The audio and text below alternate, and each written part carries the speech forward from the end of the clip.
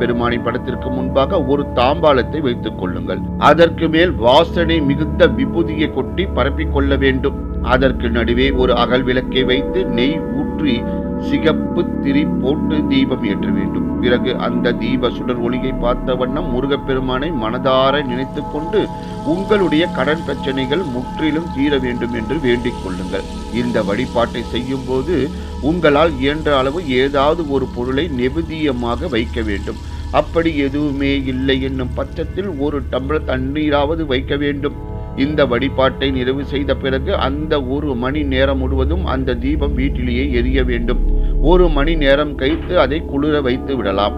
இந்த முறையில் கார்த்திகை செவ்வாய்க்கிழமை முருகப்பெருமானை நினைத்து இந்த ஒரு தீபத்தை ஏற்றி வழிபாடு செய்பவர்களுக்கு அவர்களுடைய கடன் பிரச்சனை படிப்படியாக விலகுவதை உணர முடியும். மக்களே, இந்த சக்தி வாய்ந்த பரிகாரத்தை நம்பிக்கை உள்ளவர்